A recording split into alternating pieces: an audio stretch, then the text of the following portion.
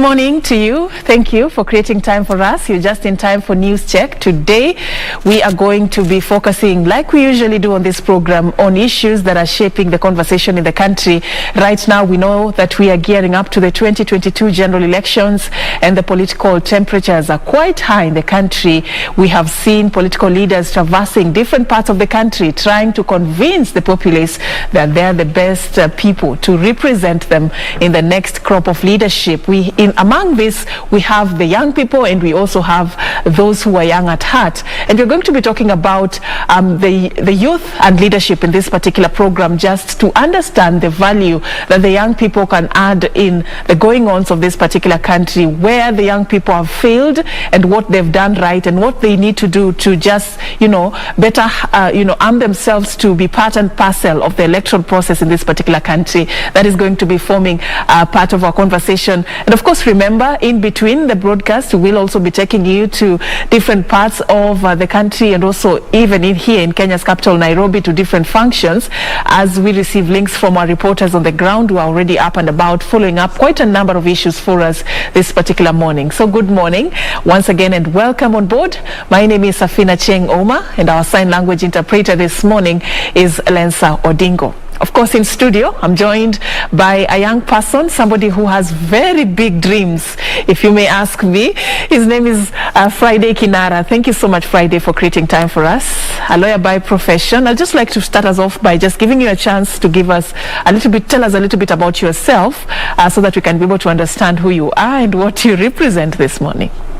Thank you so much. I really appreciate it, especially the privilege that you have given me to express myself, especially in this platform.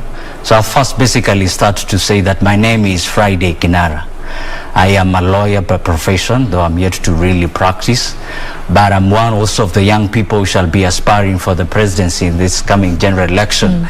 Most of the time we have leaders, especially of age, and they're purporting to really understand the pains of the youth that we are facing. But this time we actually want to challenge that and get to ourselves at that very particular platform and get to really share the common pains that especially us as young people that we always go through in each and every day. So we always have a scenario where leaders are purporting really to understand the pains of the young people, yet they have not really worn the shoe of the young people. So we are coming out in this is a platform for us to be able to express really what really affects us as young people, and what the problem of this country really is all ailing about. So we are looking forward for the same, and it is a very big platform, and this time we're not taking chances, and we're not leaving those chances for them. I like the energy and the passion that comes out when you're really expressing your desire this particular morning. And the youth, many a times we've had people say that one of the advantages that they can actually bring on board is the fact that they are energetic, they're innovative, they have the ideas, they have the passion, and they really feel like what is happening today is going to directly affect them. That's why they are the best people to give a chance. But I want you today to help us really understand, open up this conversation for the young people, this leadership conversation. And let's begin by just sort of having a scorecard on, in terms of what the youth have always been complaining about, that they've been blocked out, they've been left out, they are always not part and parcel of the conversation. People discuss for them what affects them. Do you feel it's the fault of the young people, or it's actually the other way around? It's the young people who have failed themselves in terms of coming out and expressing themselves as you're doing this morning? Who is to blame in this equation? I first want us especially to understand this, that we live in the days when right seems to be wrong, and wrong actually seems to be right. We live in the days where the right ways, the right ideas, and the right people are more popular than the wrong ways and the wrong ideas, and the wrong people are more popular than the right ways, than the right ideas, and the right people. Actually, currently, of the days that we are living, especially in this dispensation, is where truth is no longer popular. And so in that case, where you find that our people, especially the young people, the current living young people that are existing today, are young people who have lost their livelihood, they have lost their dignity, they have actually lost even their personality, they have lost their independent mind. in expressing what really is upon them. If a matter of fact, they've even lost their faith. So we have that kind, if we have such kind of people that exist today, then they are easily manipulated. They are easily manipulated by people who are very wealthy, by people who are very powerful, are easily manipulated by pleasure, by easiness, and by people who are very famous, without really taking advantage and without really having love in their hearts to really get to the problem what is facing the youths. All right. So what you're saying is that circumstances have made the young people very, very vulnerable. Exactly. And it is this vulnerability that some people are taking advantage of to advance their own selfish their interests, own agenda. if I'm getting you right. Yeah. All right. So is it where did it all begin, this vulnerability? Where could it be originating from? This lack of faith, this lack of self-drive, lack of self-love, where could it be originating from for the youth to find themselves in such an unfortunate circumstance? For me, I have to really say that one of the way I find where it originates from especially is the education system. We have an education system where the young people are just, once they come out of their institutions, they are just mere reflection of other people's mind. They really are not, we don't have an education system which makes them to have a kind of independent kind of thinking. So we have a crop of young people who get out of the institutions of learning and they are just mere machines run by other people's mind. And they are not able of themselves. Actually, we have now we have young people who desire a fixed salary and a fixed amount to do, because that is what the education system has done to them. It is not able to empower them to the extent that they are first able to have that kind of, they are empowered with industrial skills so that they are in a position to empower themselves. Number one, I could put the blame in our education system. All right. Education system that really produces people who are just mere reflection of other people's mind. Because you see, when the young youth, when the youths have left their institutions of higher learning, they are really they don't have sufficient skills so that they can be able to come to the position where they can self-depend on themselves. They're endowed with certain skills where they have to work under someone so that they're able to provide for themselves. That's one. I put the education system in our country. Secondly, our governance has not really empowered the youths, because one, the way the youths are empowered, we live currently with our youths, number one, who don't have land. Majority of our youths, and this is a conversation that we should really have, and we should face the facts. We should face the facts that majority of our youths, they don't have land, number one. The majority of our youths, they cannot access to higher learning institutions because the school fees there. Lastly, the students were actually complaining, and they were industrial because they were complaining of school fees. So the majority of our young people are not even able to venture into the even higher learning institutions. Number three, they are not even endowed with industrial skills to be able to depend on themselves.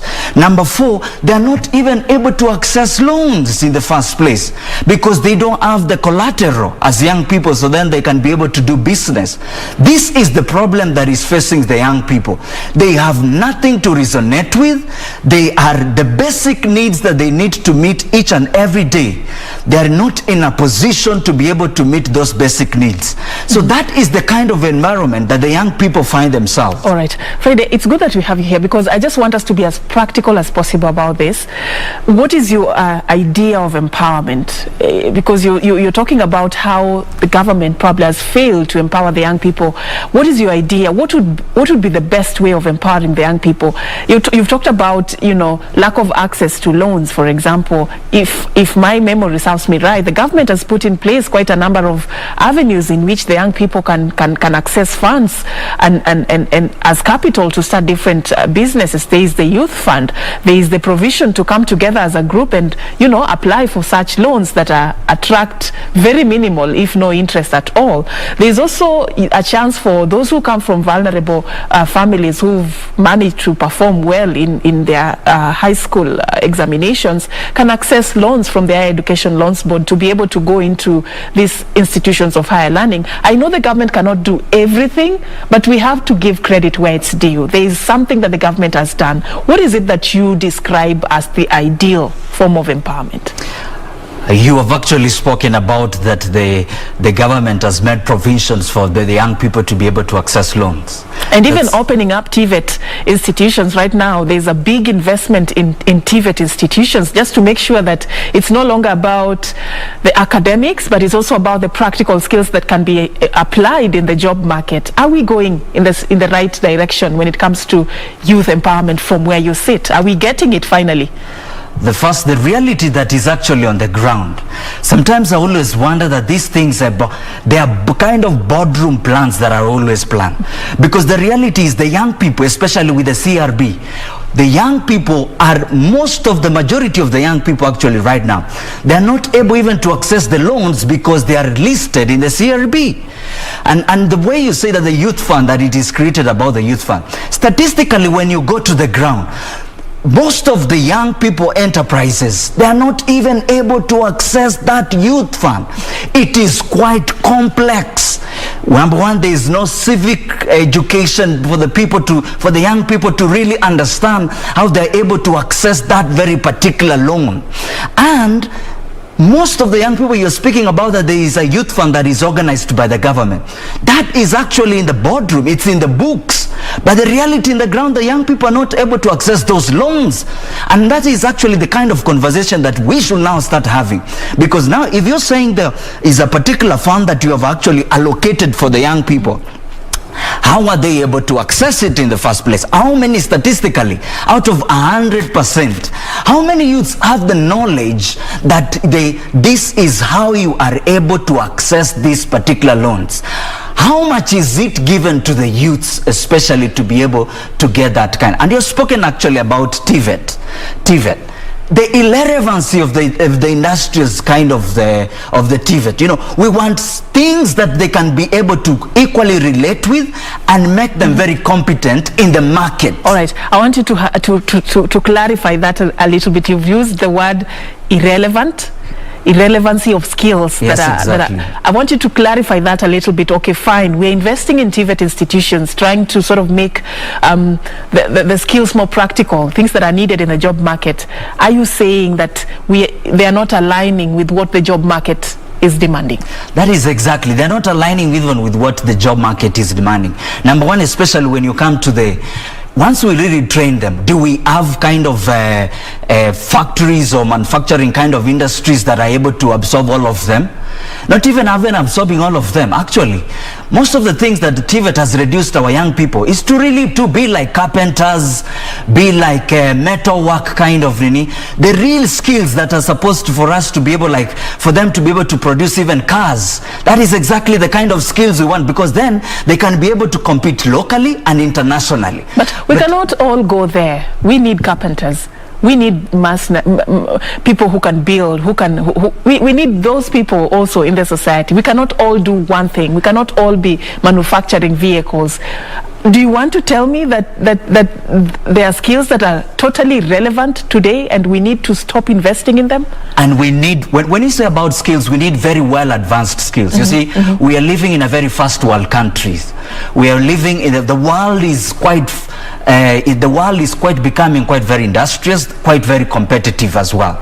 So when we speak about the skills that we should particularly endow with the young people, we should not speak about skills of joining a bed together at this very current time.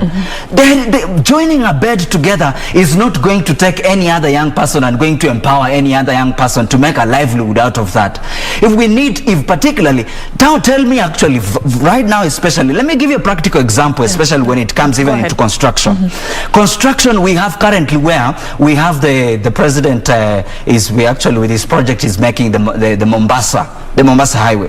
Now I wanted to tell you that the young people, especially in that project, they have just been reduced to welding people because the skills, the company there, they're saying we don't have sufficient skills that the people are able to be able to come up with even construction of roads. The reason why our government always stands out to international government, to international companies and organizations and give them those jobs, because it is when it looks internally and to really see the kind of skills that our people are enrolled with. There are no really skills that are sufficiently enough to be able to create those mega projects for us. So we are then reduced to be welders in those roads. We are reduced to digging trenches.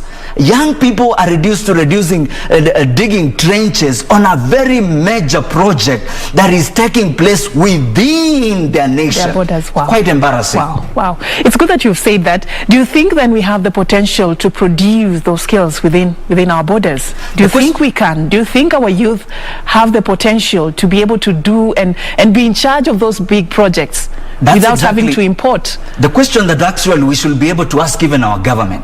Why is it that the best of our brains are just given to the medical courses, and no sooner than they're done than they are out for industrial, they're striking of their rights?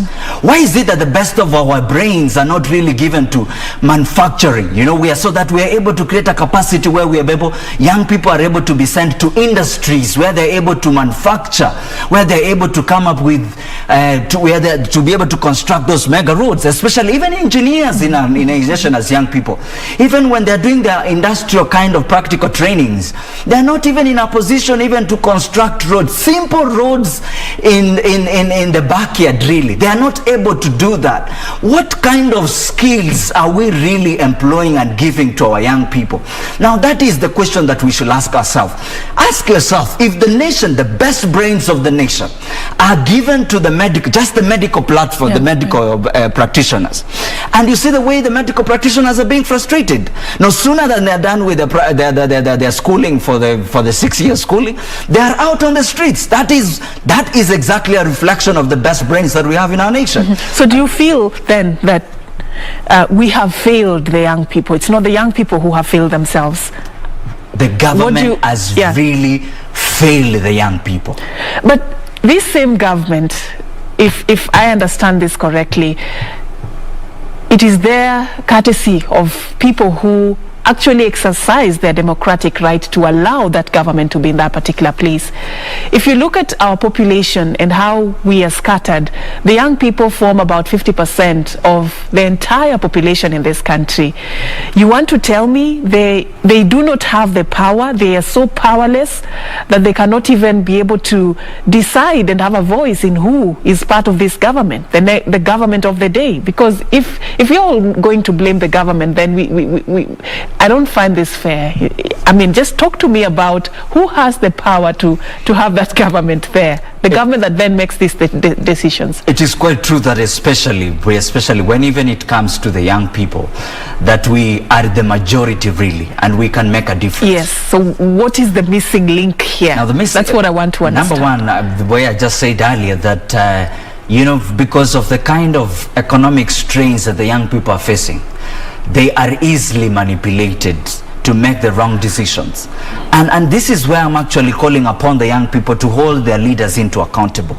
Because we cannot go to an election, or rather we cannot go to a particular people come to seek for their leadership kind of interest, when we really know they don't have the best interest of the young people at heart. And this is what I have to say.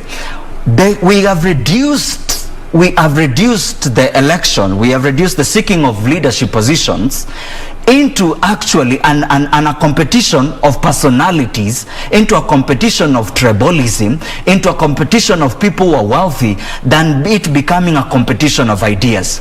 And that is why we have, even when it comes to elections, it is about road shows. It is really about road shows. It is about who pulls the right musicians to the road show. It is about who knows how to bring out the abusive language to the other, who is able to make more people to be drunk and really shout out, and we are not really narrowing it down. What do you really want to do for the young people? And this is why I want us to call, we need to get to a point where we need to call to the young people that it has come time to take things seriously into our own hands, and let us be honest and true to ourselves. Let us call sin by its right name. Let us stand for the right and say, fine, you have come to ask for the leadership position from us. What indeed do you have to do for us? Because then we should be able to stop being manipulated. We should say no this time to alcohol. We are not drinking until you tell us exactly what you want to do for us. We are not dancing for you. We are not cheering for you. We are not indulging ourselves in those abusive kind of way of seeking for election, and we are not reducing this contest into party contest and nini. We are reducing this contest into ideas. What do you really have that you want to do for us? That is exactly, so that then the young people should be empowered that let us find the right leadership qualities when it comes to electing of the kind of people we want to lead. Before we get to who is this leader, who is this person who has the right qualities, let me just probe you on something. Haven't we heard this before? Every electioneering period, this gospel of the youth need to know what they want. The youth, you ought to decide who is the best person who can represent your interests. Haven't we heard this before? That you should desist from being used. This gospel has been preached every time we're about to hit, the ballot. Is anyone even listening?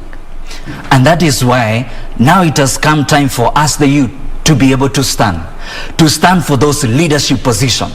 If anything, actually, I want to vie for the presidency of this country next coming general election. And my campaign is not built on the kind of hype that the kind of people we always displayed. It is no longer about, we need to get to vote for those people who are feeling the common pains that we are in. Now, the problem is this, actually, we always face, especially when it comes to electing of the leadership that be. We have the kind of leaders that they're saying they know the problems of unemployment, yet themselves, even their children, are not employed. They are employed. They have never known the pain of what it means to be unemployed. They have never known the pain of actually what it means to pay even rent for the last 30 years in their lives. They have never subscribed to what it means to pay rent. For the last 10 years, they have never known even what it means to board a public means, and the pain that is there for someone who wants to make it from a place like Utawala to coming to town, and he has to spend almost 150 shillings coming to town, and 150 shillings going back to Tawala, 300 shillings a day. They cannot relate with that kind of pain because they don't board public means. We have the kind of leaders who are saying, we want to serve your interest. They have never, they don't even live in those kind of neighborhoods where they feel those pains. So the question then I should ask the young people to ask themselves is this: if you have a leader who's saying that I know the problems that you have, but he doesn't struggle to put food on his table, how does he know where the shoe really pinches? Must they have gone through that experience for them to want to do good for their community? They must be having the current experience of what we are really going through.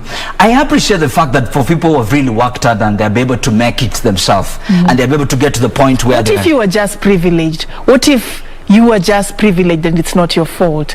Don't you have a right to be a leader in your community? That's a good question. That what if you're just privileged and you have not really get to experience this thing?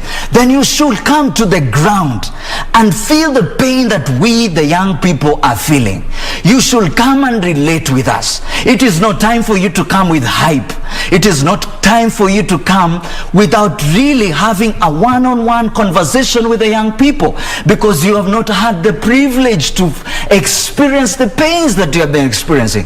For example, this is the kind of question I'm asking. If you are born in a family where you have never been able to use public transport really in the entire of your life, and you really want to serve the people, you need to get to the point, even practically, even Jesus Christ, when he wanted to save humanity, he came down and became as a man so that he may relate with us. us. We just want the kind of leaders who are honestly having the current experience and they're relating with the current pains that the young people are facing. You cannot say that the problem of unemployment, especially there is this narrative that is really being used about the hustlers, you know, about the hustler nation, about that. It is a very good narrative when you hear it, but this is the question. The young people, we don't want to be hustlers in our lives. We want to really make it in life. We don't want to live a life of hustlers. A life of hustlers is a life of pain, sorrow, and suffering. That is not who we are. Don't call us hustlers, really, honestly. We don't want to be hustlers. We want to achieve life. And life is so short. All right. And we want to live and to make it to the basic needs of life. Now that you've touched that button. Exactly.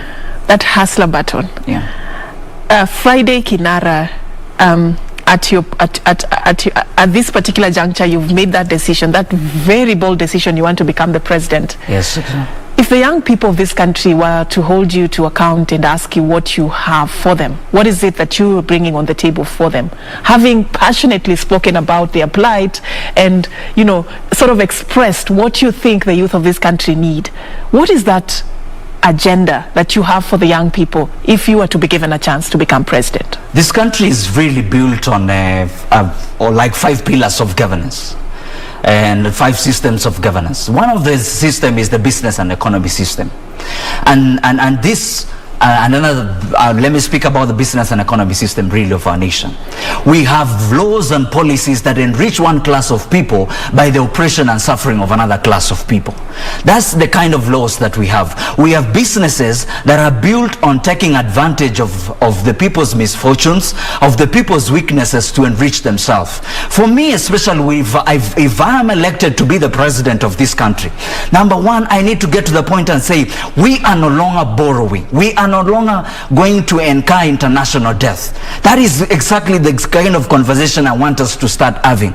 And we need to get to the kind of, then we need to get to the point where our nation as a government, as a government, where we need to be debt free by us paying the international debt that we owe, and even the local one. The government owes a lot of companies, a lot of organization. It has incurred a lot of penalties that it is not in a position to really pay them back. So for a government to really work best, first of all, we need to be a government which is debt free. And then the other thing is, we need to get to produce 80%. We need to manufacture 80% of what we consume. We are a nation that is more of consumers than producers. We cannot produce even simple earphones, even radios, honestly. The suits we wear, the shoes we wear, the food, everything else, the seat we sit on, the beds, everything, the materials, we are more of consumers than producers. Let me take you back to the borrowing issue as we continue even with the manufacturing agenda. If we don't borrow, what then would be your tactic or advice in terms of how then do we fund our development projects? Is there something that you have that can actually work in terms of how we build this nation, how we sustain ourselves, how we live within our means without having to depend on the external funding or the borrowing? To be very honest, we need to get to a time where we start saying, let us cut our coat according to our size. Let us just wear and cut that coat according to our size. You see, we want to measure in very major government developments, and that is exactly the mega projects that we want to do. Yet we cannot even necessary, if you ask me. But we cannot be in a position even meeting the basic needs of the people. So if we have to really do the mega projects that we need to do, but let us start first. Where do we need to start with? We need to start with the basic needs of the people. We cannot say that we are building very mega wide roads in the first place, yet we cannot even feed our people. Our people cannot even have the simple basic need of shelter. So for me, really, this is what I'm saying. Unless we first meet the very basic needs of the people, let us then avoid really borrowing a lot to invest on the mega projects of our nation. Let us first have a honest conversation. Let us first meet the very basic needs of the people. Especially, let me for example say this. How do you relate with a man or a young person, and you say that you want to open up those very mega projects that the government is doing, if this very young person does not have the basic necessities that he cannot be able even to access education to the highest levels, we need to make those very basic needs very free to everyone, especially basic need like education. Education needs to be offered free for everyone to be able to access, all the way from primary school, secondary school, higher learning institution. All this is supposed to be made very basic. Like, for example, health. Health is supposed to be made to be very basic for the people, and they're able to access it all the way. So you see, we have an health cover which really doesn't cover all the expenses of the people. Those are the very basic needs that we need to provide to the people, even before we get to these major projects. And let me say something about these major projects. We get to the major projects and we don't have the principle of maintenance. Recently, we make roads no sooner than the contractor is done doing them than they stop maintaining them.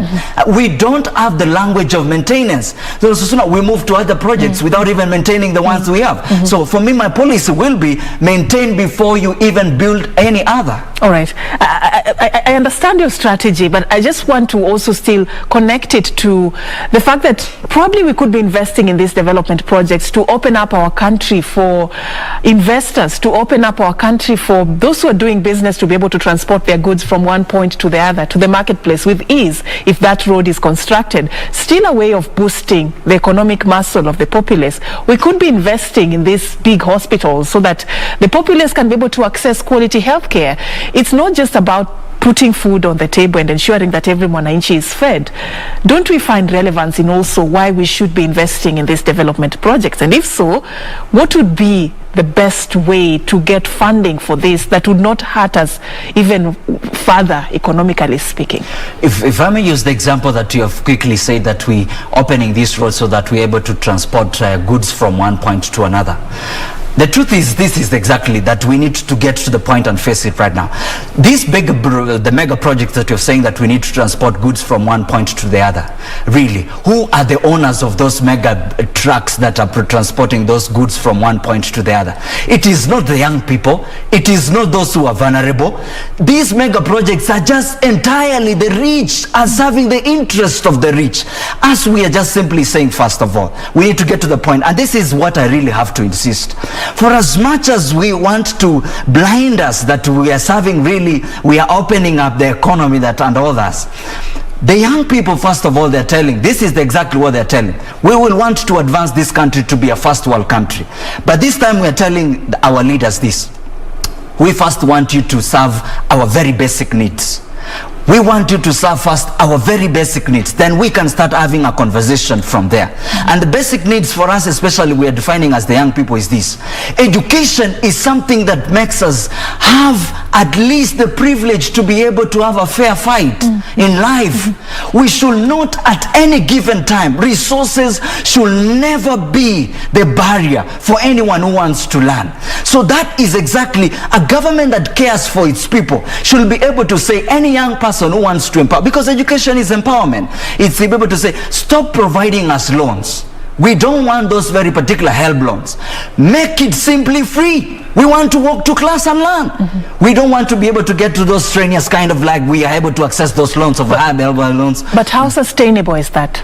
If you can be able to take up that responsibility as a country and say we are going to offer these essential services for free, yet we're struggling economically, how sustainable is that particular strategy? And I just want you to convince Kenyans this morning, if you have anything that can actually work in terms of helping that common Mwananchi to be able to afford the basic education, not to get it for free, but they can be at a position where they can afford. Is there something that you feel can work to help that person? The government can always, I know the government has done something to do subsiding of the school fees, really, that it has done. So that the people that, but again, that is not any sufficient in any way. But for this reason, that is exactly what I was saying, that because if you are to offer it for free, year in, year out, can we afford to sustain it? That every time somebody has given birth to a child, then it is the sole responsibility of the government to educate this child from the time they are young to all the way in the academic life. enough. Can we do this for every Kenyan in every part of this particular country? Is it even possible? The loss of billions, especially that go to corruption, if those billions were invested even in education, they will be sufficiently be able to provide for the education system, or for the young people to be able to go to the institution. Number one, we are supposed to reduce our spending, really. Number one, and the way we reduce our spending, we need to calm down the corruption levels in this country. We need to have a leader who is saying, because once you are corrupt, it means we are not be able to service this kind of free services that we're offering our people, the very basic needs to our people. And for that reason, the government then needs not to lose even a 1 shilling on corruption, really, because the amount of billions that the government is losing into corruption, it is sufficiently able and enough to be able to school our children. An example then I really want to say especially, and this duplication of services that we have. The kind of, when you say about leadership, really, that those now we want to introduce a model of leadership where we will be paying the MCAs a lot of money, we'll be paying the members of parliament a lot of money, we'll be paying the senators a lot of money, we'll be paying the governors a lot of money, we'll be paying all that kind of salary. Honestly, what is really important to the people? Is it the salary that we want to serve you so that you are able to meet your basic needs, you're able to fly yourself out at the expense of a young person in this nation who's not in a position to access education? We need to be real and get to the fact. Do we want to invest on those very mega projects when we have almost a half of our people who are not really having access to higher learning education system? We need to be very honest enough, especially even, let us come to the health issues, especially in our nation, and let us have an honest conversation on that. Health, our people are not, they're not able to access the health cover, is not able to access the entire expense that whenever they are able to be sick. And we need to make it entirely free for our people. I just want to take you back, and forgive me for doing this. How do we change the narrative in terms of this dependency culture? I agree with you that a majority of Kenyans cannot be able to access and afford these essential services, courtesy of what circumstances they could be going through, because maybe joblessness, or because maybe their income is low and they cannot be able to cater for all this. How do we change the narrative so that they can be able to depend on themselves and sustain themselves and their families, so that the burden on the shoulders of the government is lifted a little bit and the government can then focus on other things? Because I find this free providing these services for free is a good thing, is a step in the right direction, but in the long run, how sustainable is it? Can we afford to do this for, say, 40 years? The sustainability is exactly what you're asking. First of all, as much as we want to get, how can we be able to sustain that? But let us first just agree, for the very basic needs, we want the government to make them very free, accessible. So you insist tax rate, they have to be free? They have to be free. But I want to build up on that. They have to be very free in the context that the tax that the Kenyan person really pays, it is sufficiently enough to be able to provide for the basic needs of the people, and they need to be very free. That is the language that we should start having there, for us to be able to be at the same grounds with other people. But the sustainability now is what you're able to bring into place. And this is where I want to borrow a little bit from the knowledge, especially I have from the scriptures, the Bible itself especially. When the children of Israel were leaving the land of Egypt to coming to the land of Israel, when they get to the land of Israel, they were able to be given land so that they be able to sustain their livelihoods by industriously getting involved in the land and the produce, and they were trained of an industrial skill in that very particular time. Now for me, this is exactly what I have. In this country we have a lot of bare land. A lot of bare land that is not put into place, into use. A lot of bare land. And this is exactly what I want to say. Instead of the government trying to empower the young people in saying that it is providing the very particular loans, which we don't really see where the loans are, how about providing land to the people, to the young people. That's land that is bare, so that they go and we drill boreholes in those lands that is bare, so that at least a young person knows that I've been given a certain acreage of land with the government, and then I'm able to produce produce, and that government is able to say that any young person who goes to farming, for example, the government will take it upon itself to be able to consume the products of that land, so that it can do the value addition. And then the government, because the government has capacity to even export our foods to be able to the. So that's the kind of ideas that I'm hoping that the government should be able to bring forth, because this is the point. If me as a young person, I'm able to be given an assurance that if I go to farming and whatever I produce, the government will be able to come in and consume that particular thing that I produce, then that is the surety that I can be able to venture into farming. And then this is what I also want to say, that it needs to get to the young people and tell them that we need to get the point, if you are able to produce, we shall consume. Like, that is the policy. That should be the policy. Or offer the market. Offer the market for the young people. So the young people are given that, what do you want to produce? Others have an interest in farming. The government should assure the young people that if you have an interest in farming, if you go to farming, we shall consume the products that you have. What do you have an interest in? Manufacturing. What do you want to manufacture? If you manufacture, we shall consume for you, like clothes, the cloth line. If you kind of produce, if you are able to produce, we shall be able to do what? To consume, to link up with the market that is in place. It should be the government prerogative to consume, that which the young people produce. Because that is how you empower the young people really to get out of the pain, the suffering, and the kind of poverty that we are experiencing today.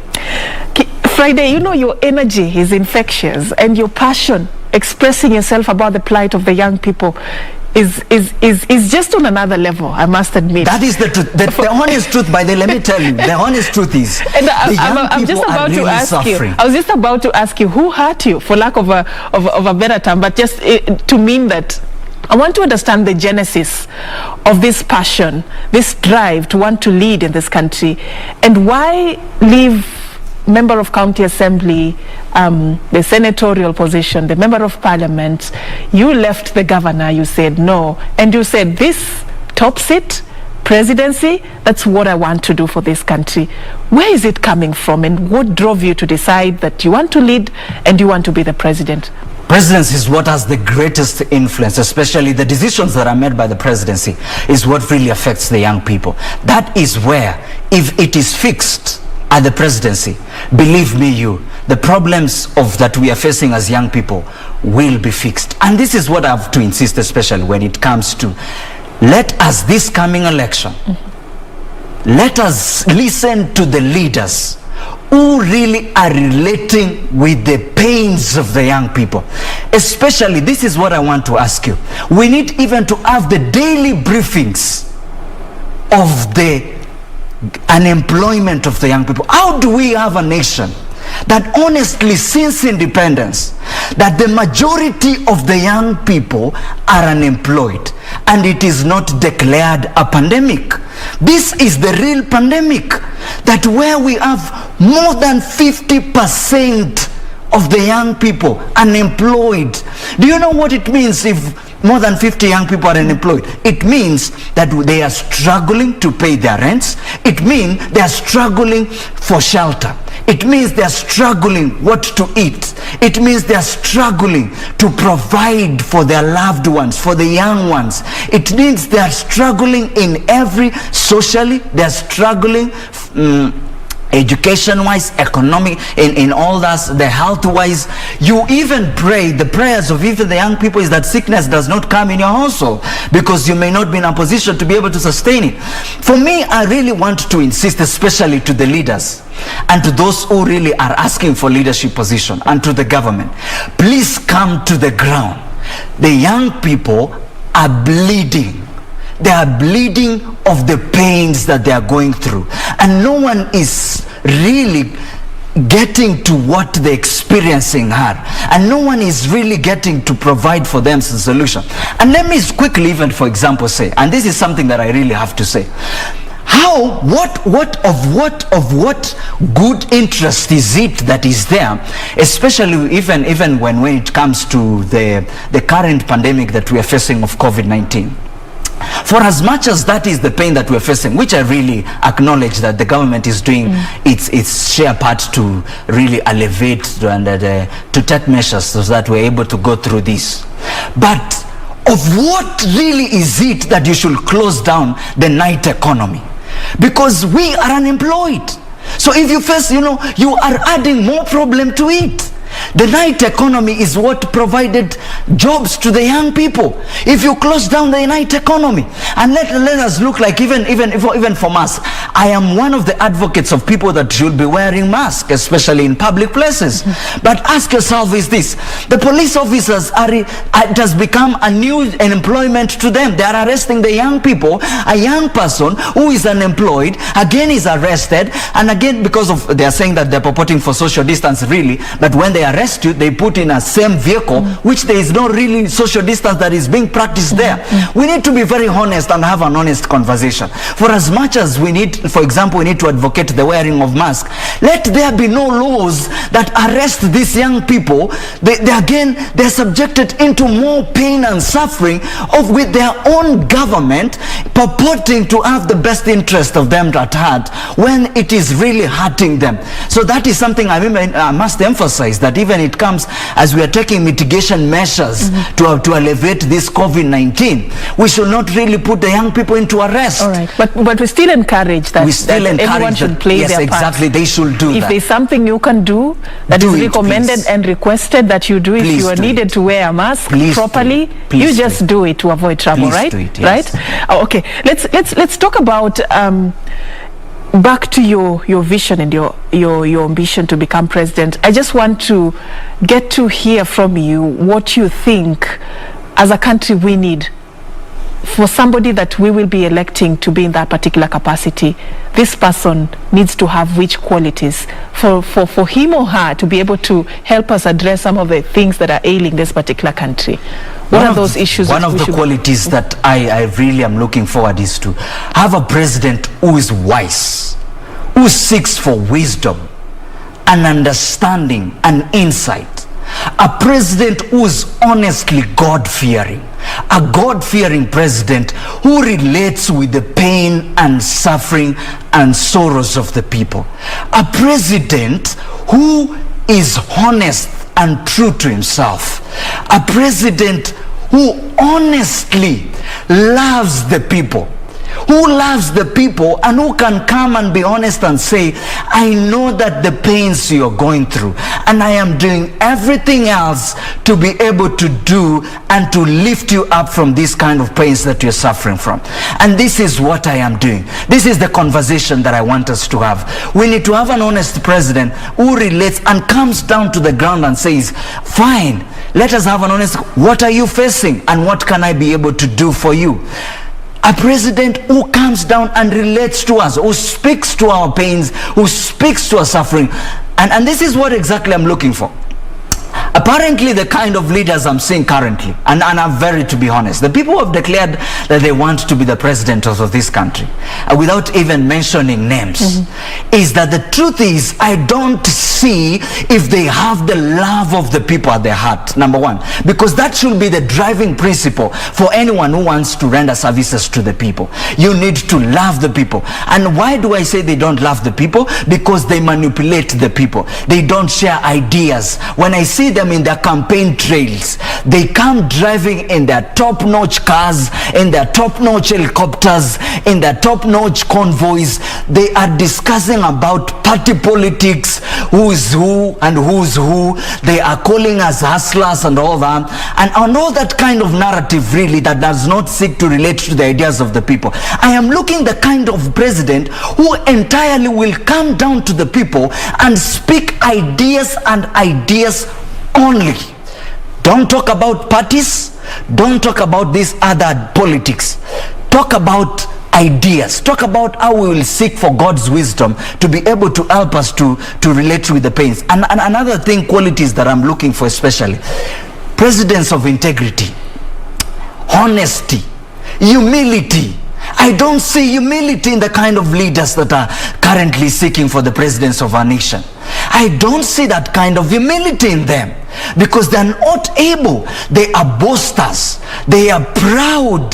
They know that they have it all. They know that they can manipulate the people, because apparently God has somehow made it possible for them to be able to access to the wealth, and they're not able to relate with that then. And for me, especially, when what am I giving? What if so God allows it to be so? I have the honest love of the people at heart.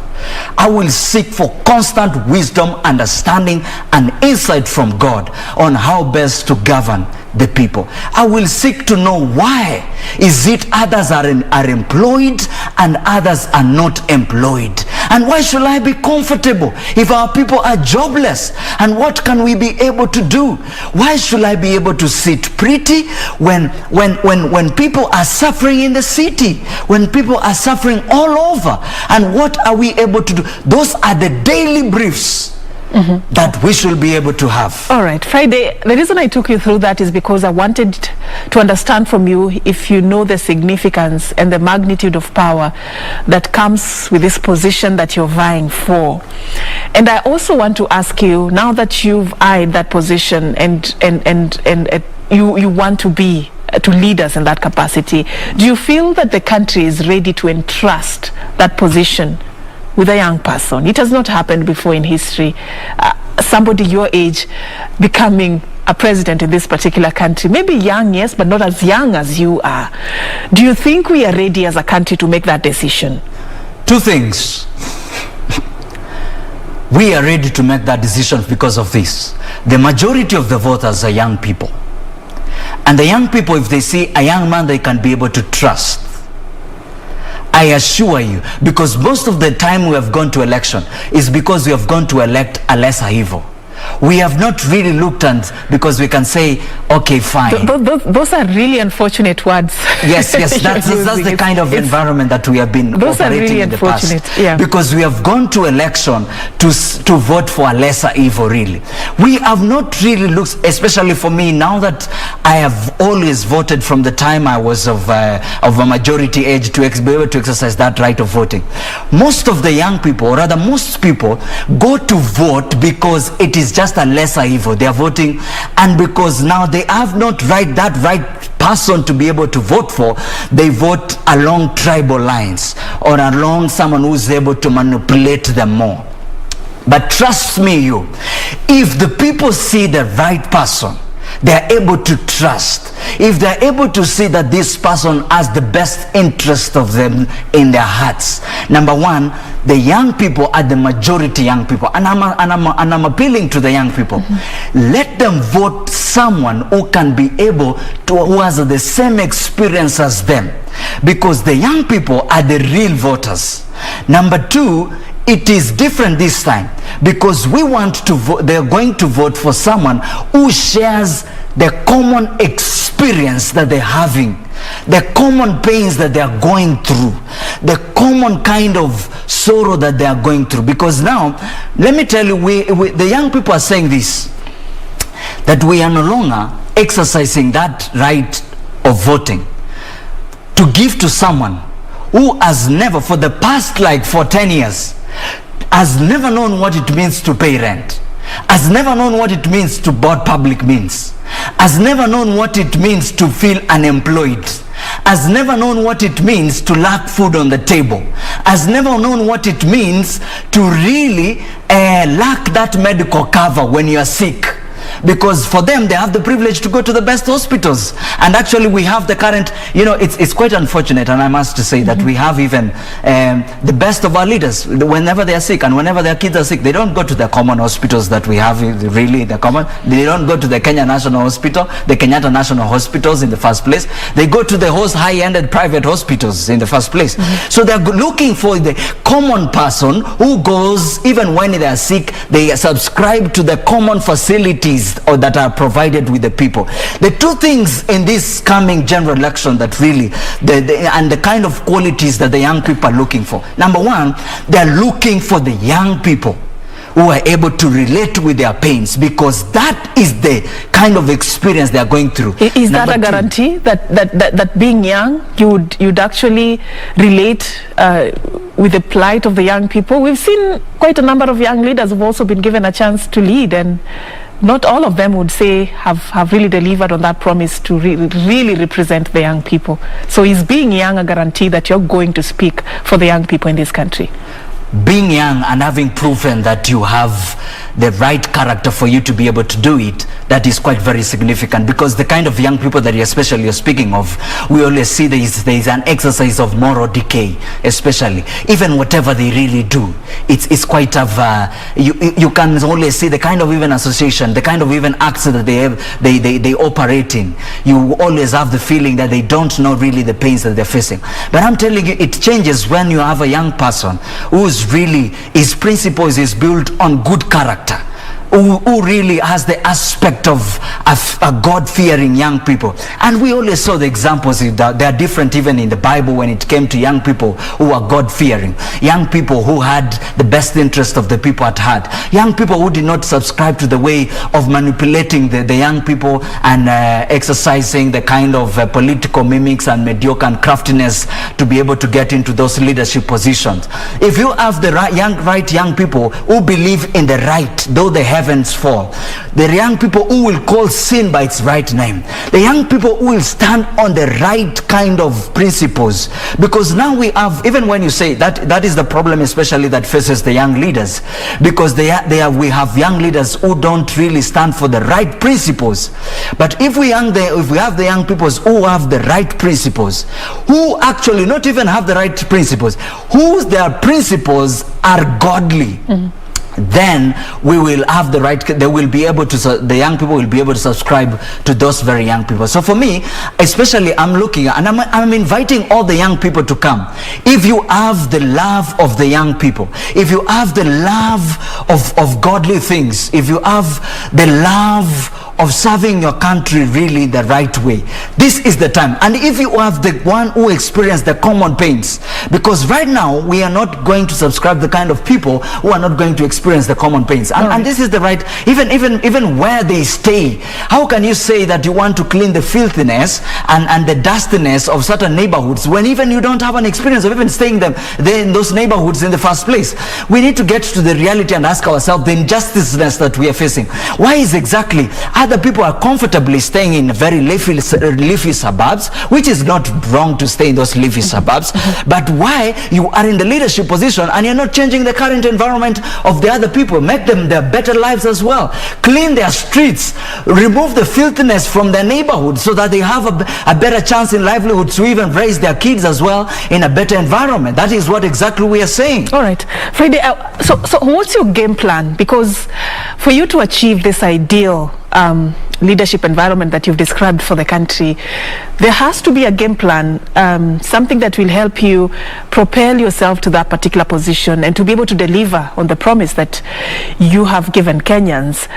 You know our current political atmosphere, the way it operates. You have to work with like-minded people in the political space. There is a lot that comes into play for you to succeed as a politician and as a leader in this country. What is it that Friday Kinara is going to do that is going to be different, that is going to be like a breath of fresh air for Kenyans? Of course, one of the challenges that especially the young people are facing when it comes to the asking for this leadership position really and sharing our ideas honestly is finances really. Because this country, there is a notion that if you don't have the good finances, you're not able even to come to even ask for the presidency of this nation. That is where we have actually left the presidency for the people, the rich, and the young peasant, the poor will never really be presidents of this country. And it is quite sad that the poor can never even exercise to be leadership position. But let me say that leadership is about the gift and talent that God has given you really. It should not be pegged on finances, and this is exactly what I want to say, that we need to get to the point, we need to illustrate ourselves that it is entirely finances. This country, especially if you want to be the president, people always ask that, do you have the finances that it takes? Do you have the connection that it takes, especially? You know what? Let's just pause there. I'll be probing you more on that. I want to understand what plan you have, because you're going to need a very good plan for you to implement the dream you have for this particular country. We'll be talking about that right after this particular break. Let us just catch a breath as we take this break right now. Stay with us. This is News Check. Today we are talking about the youth and leadership. I'm having in studio Friday Kinara. He's a lawyer by profession and has very big dreams for himself and for this country. Join us on the other side of the break for this discussion and more.